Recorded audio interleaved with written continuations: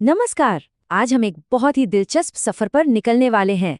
हम जानेंगे हरियाणा के शहरों के बारे में और उन लोगों के बारे में जिन्होंने इन शहरों को बसाया। आखिर इन शहरों के नाम कहाँ से आए और उनके पीछे की कहानियां क्या हैं?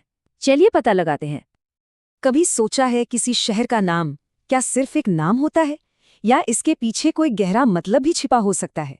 आज इसी सवाल का जवाब ढूंढने की कोशिश करते हैं। देखिए, जब बात हरियाणा की आती है ना, तो यहाँ हर नाम के पीछे एक पूरा का पूरा इतिहास है।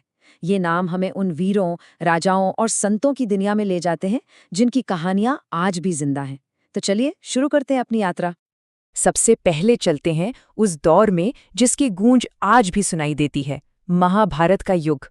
हरियाणा की धरती तो आप जानते ही हैं, इस महाकाव्य की घटनाओं की गवाह रही है। तो ये हैं महाभारत काल से जुड़े कुछ बड़े शहर और उनके पीछे के महान व्यक्तित्व। आइए एक एक करके इनके बारे में थोड़ा और जानते हैं।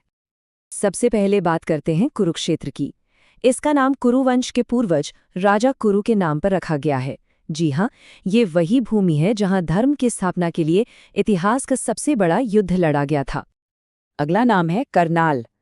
नाम से ही साफ है ना? ये शहर महाभारत के महान योद्धा राजा कर्ण के नाम पर है, जो अपनी दानवीरता के लिए जाने जाते थे। और फिर आता है गुरुग्राम। इसका मतलब है गुरु का गांव। ये नाम पांडवों और कौरवों के गुरु महान द्रोणाचार्य के सम्मान में रखा गया है। ऐसा माना जाता है कि ये जमीन उन्हें तोहफे में दी गई थी। लेकिन कहानी यहीं खत्म नहीं होती। पिंजौर, पानीपत और सोनीपत, जिसे उस जमाने में स्वर्णप्रस्थ यानी सोने का शहर कहा जाता था, ये सब भी पांडव काल से ही जुड़े हैं। इससे पता चलता है कि उस महाकाव्य का इस पूरे इलाके पर कितना गहरा असर था। चलिए अब समय में थोड़ा आगे बढ़ते हैं। अब उस दौर में चलते हैं जब राजाओं और शासकों ने मध्यकाल में हरियाणा के शहरों को एक नया रूप दिया। ये स्लाइड हमें उन शासकों की एक झलक देती है जिनकी विरासत आज भी इन शहरों में जिंदा है। हर शहर के पीछे एक शासक का विजन था, एक सोच थी। अब ये बात वाकई दिलचस्प है।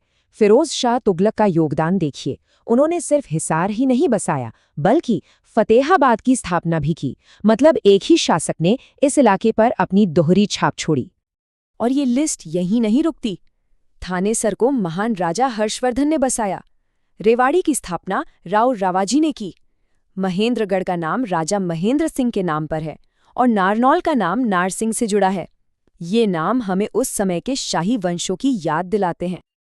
अच्छा, लड़ाइयों और शासन से अलग हरियाणा के कुछ शहरों की नींव आस्था और आध्यात्मिकता पर रखी गई है।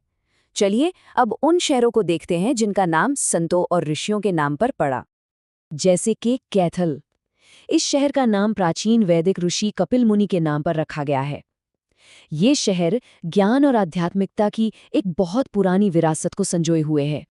बिल्कुल इसी तरह फरीदाबाद की स्थापना सूफी संत बाबा फरीद ने की थी। ये शहर आज भी उनकी आध्यात्मिक विरासत का प्रतीक है। आस्था का ये असर और भी शहरों में दिखता है।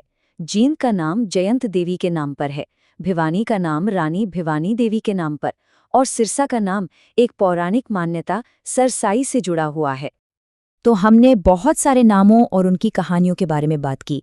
अब जरा उन सबसे जरूरी नामों पर ध्यान देते हैं जो अक्सर कॉम्पिटिटिव एग्जाम्स में पूछे जाते हैं। ये वो नाम हैं जिन्हें याद रखना बहुत जरूरी है, खासकर परीक्षा की तैयारी के लिहाज से। तो चलिए इन पर एक बार फिर से नजर डालते हैं। सबसे पहले फिरोज शाह तुगलक, जिन्होंने हिसार और फतेहाबाद दोनों शहर बसाए। याद रखने के लिए सिंपल है, एक शासक दो शहर। फिर है करनाल। ये तो आसान है, महाभारत के महान योद्धा राजा कर्ण। गुरुग्राम यानी गुरु का गांव, और ये नाम है गुरु द्रोणाचार्य के सम्मान में। और आखिर में कुरुक्षेत्र। इस ऐतिहासिक धरती की स्थापना कुरु वंश के पूर्वज राजा कुरु ने की थी। तो जैसा कि हमने देखा, हरियाणा के शहरों के नाम सिर्फ नाम नहीं है, वो तो पौराणिक कथाओं, शाही हुक्मों और संतों के आशीर्वाद से बुनी हुई कहानियां हैं। ये नाम सही मायने में राज्य की शानदार विरासत का एक जीता जागता नक्शा है।